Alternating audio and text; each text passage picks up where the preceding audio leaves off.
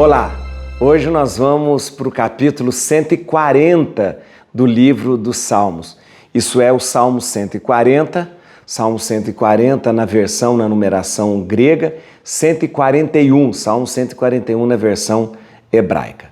O Salmo 140, ele é mais um pedido de socorro, uma oração de pedido de socorro num momento de tribulação, É o salmo usado justamente para que nos momentos de perseguição, tribulação, sofrimento, a gente possa elevar a Deus a nossa oração. Inclusive existe um versículo ali que lembra isso, a nossa oração que sobe até Deus. É importante lembrar, na família dos Salmos, esta é uma oração individual de pedido de socorro, ok? Oração individual de pedido de socorro. Nós temos aqui também aquele mesmo esquema, o pedido de socorro a Deus e, da mesma forma do salmo anterior, um pedido para que Deus castigue os opressores, os perseguidores, né? Lembra você sempre que essa é uma visão do Antigo Testamento, sem antes a gente ter a revelação de Jesus, da misericórdia e do perdão. Então, era comum que nas orações elas trouxessem nessas orações o sentimento de uma cultura que era influenciada de sobremaneira pela lei de Italião, pelo código de Italião, né? Ou seja, você pagar o mal com o mal, né? Isso muda a partir do cristianismo, que nós não temos mais não fazemos esse tipo de oração pedindo para que Deus castigue o opressor, castigue o perseguidor. Aliás, não existe oração, né? Pedindo para que Deus castigue alguém, né? Isso não existe, né? Eu vou pedir para que Deus rogue uma praga, ou então vou pedir para que Deus mande um castigo. Isso não existe. No pensamento cristão, isso é um absurdo. Ninguém pede a Deus para que Deus possa fazer o mal para alguém, né? Tá certo? Então nós vamos rezar o Salmo nessa perspectiva de quem reza pedindo a proteção e pedindo um socorro a Deus, tá bom? Vamos lá? Dá um like no vídeo aqui e se inscreva no canal. Se você já se inscreveu, eu quero lhe agradecer muito, muito mesmo. Se você ainda não se inscreveu, se inscreva agora. Está escrito aí só, inscrever-se, se inscreva ali.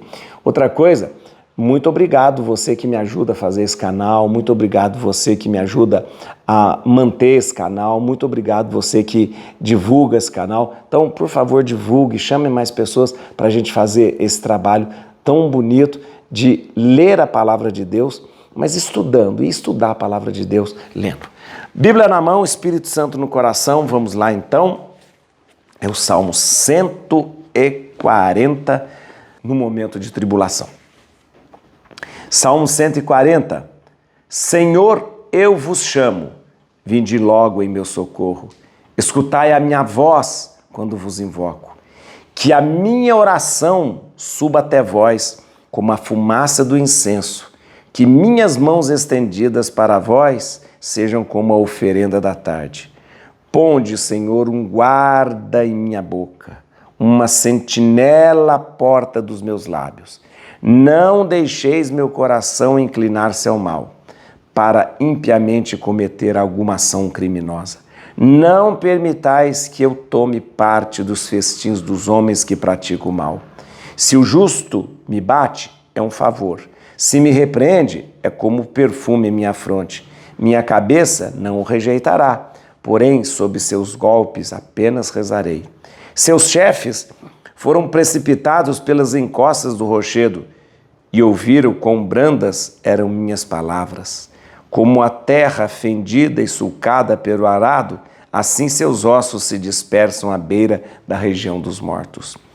Pois é para vós, Senhor, que se voltam os meus olhos. Eu me refugio junto de vós, não me deixeis perecer. Guardai-me do laço que me armaram e das ciladas dos que praticam o mal. Caiam os ímpios de uma vez nas próprias malhas. Quanto a mim, que eu escape são e salvo. Então, vamos lá. É muito interessante entender esse salmo, Porque esse salmo, ele é rezado pelo salmista num momento de muito sofrimento e perseguição. Logo, é um salmo que a gente pode usar como nossa oração. Aí, quando a gente estiver passando por um momento de dor, sofrimento, perseguição, injustiça, é um salmo muito bom para rezar. Por quê? Primeiro porque o salmo ele é um grande pedido de proteção de Deus. E ele começa justamente clamando e pedindo para que a oração, nossa oração, suba até Deus. Veja só, que a minha oração suba até vós como a fumaça do incenso. Sabia que quando a gente põe incenso na missa, quando a gente usa o incenso, né, um dos sentidos do incenso na missa é representar toda a nossa oração e o nosso louvor que sobe a Deus. E Deus devolve tudo isso em forma de bênçãos e graças jogadas sobre nós. É muito bonito, né? Você já perguntou por que usa incenso? Para quê? O pessoal às vezes acha que o incenso é para defumar o ambiente, para espantar. Tem nada disso, viu? Pode parar com essas bobagens, essa superstição. Tem gente que usa incenso, leva incenso para dentro de casa. Vou passar incenso para espantar espírito. Pelo amor de Deus. Católico não faz isso, hein? Olha lá, hein? Não mistura as coisas não, tá certo? O incenso, ele tem um uso litúrgico. E o incenso só é oferecido a Deus. Lembra quando os reis magos levam o incenso para Jesus? Por quê? Porque o incenso é oferecido a Deus. Na missa, a gente coloca o incenso e oferecemos a Deus, para que suba uma oferenda de agradável odor. Por isso, o incenso é cheiroso, perfumado. E ele tem esse sentido, que o Salmo 140 lembra, que a minha oração suba até vós como a fumaça do incenso. Então, quando tem uma missa solene, com o bispo, então nem com o bispo, com o padre mesmo, né? Então se usa incenso, por quê? Porque o incenso simboliza toda a nossa oração e o louvor que está subindo para Deus e Deus derramando bênçãos.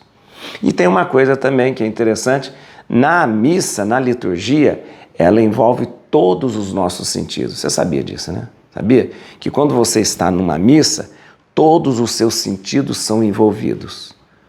Visão, por isso tem que ser tudo muito bonito, o altar bonito, as flores bonitas, as roupas que o padre está usando bonita, isso. Audição, canto bonito, as músicas tem que ser bonito, o órgão tem que ser bonito, não aquela bagunçada que é um monte de coisa, não, bonito, tudo bonito, ó, audição. Aí, depois, o olfato, o incenso, né?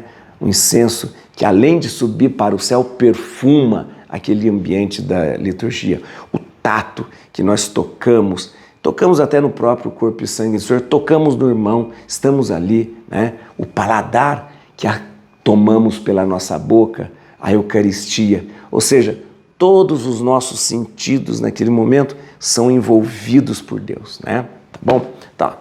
Aproveitei só para falar do incenso, para a gente possa aproveitar esse momento para aprofundar na liturgia também. Mas vamos lá. Muito bem, o Salmo, voltando no Salmo aqui. Então o Salmo, ele já começa pedindo para que a nossa oração suba até Deus.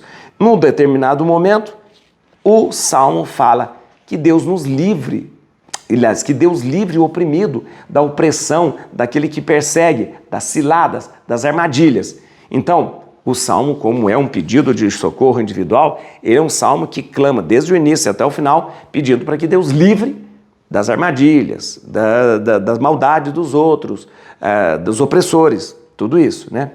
E ele termina, mais bem no finalzinho, pedindo que castigue o opressor. Isso eu já expliquei para você, isso é uma mentalidade da época, né? Que era influenciada pela lei de Italião.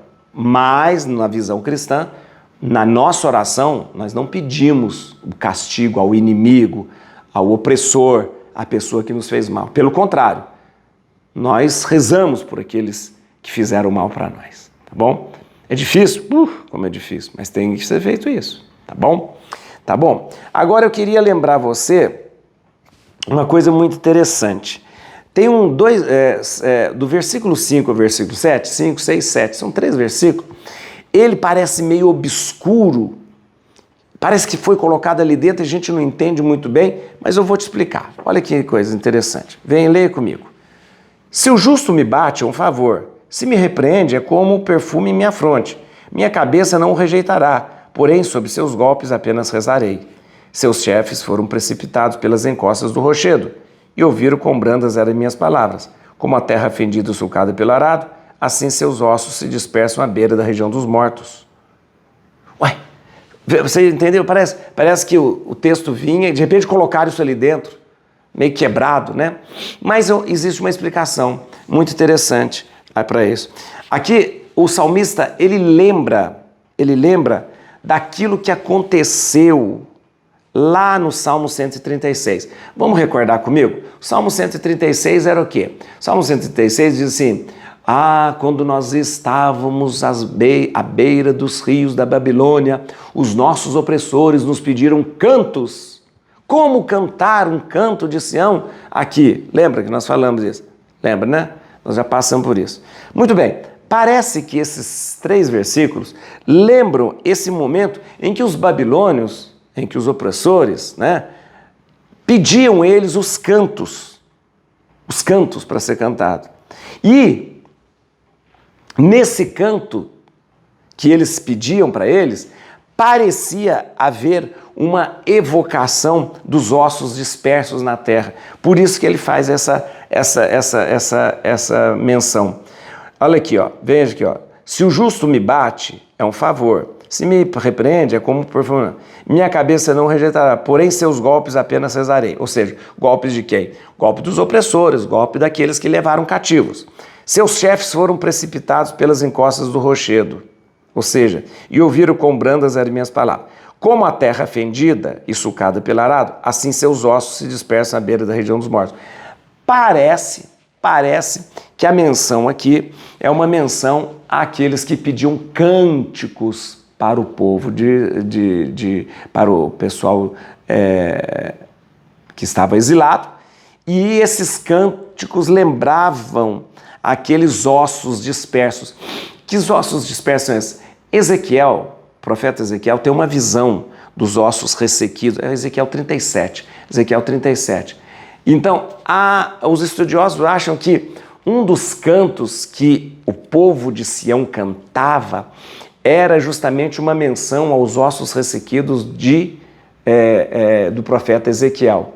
Então, a impressão que se dá nesses 3 versículos é que se faz uma lembrança dos opressores que pediam cânticos, e os cânticos que pediam eram esses cânticos que lembravam os ossos ressequidos do profeta Ezequiel.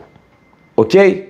Tá bom? É mais ou menos só, porque esses 3 versículos ficam meio deslocados aí, mas os estudiosos, os exegetas, eles acham que é essa menção a esse canto muito comum entre os judeus, que lembrava justamente as palavras do profeta Ezequiel. Ok? Tá bom? Então vamos fazer o seguinte, agora nós vamos... tem uma coisa nesse salmo que é muito bonito mesmo.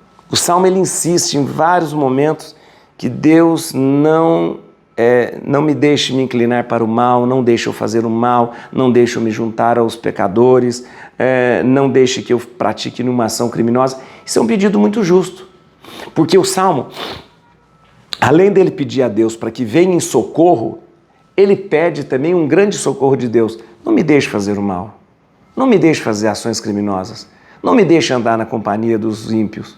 É bonito isso, né? Porque às vezes a gente precisa pedir isso a Deus. Meu Deus, eu tenho uma inclinação para o mal, não deixa eu fazer o mal. A gente pede isso no Pai Nosso, né? Não nos deixeis cair na tentação, você já viu? Meu Deus, não deixa eu ficar fazendo ações más. É um pedido justo, sabia?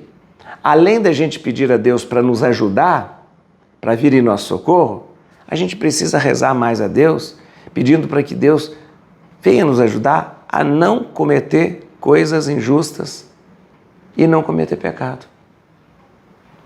Agora então, tá lá para o seu cantinho, pega a sua Bíblia, reza o Salmo 140. pedindo a Deus socorro para os momentos de tribulação. Mas vai pedir a Deus também hoje, para que você não cometa coisas ruins contra as outras pessoas. O versículo que vai iluminar o seu coração é esse. Versículo 4. Não deixeis meu coração inclinar-se ao mal. Não deixeis meu coração inclinar-se ao mal. Et crutim Domini, fugit partes adversa. Vite teleo de tribiuda, radicis Davide. Aleluia.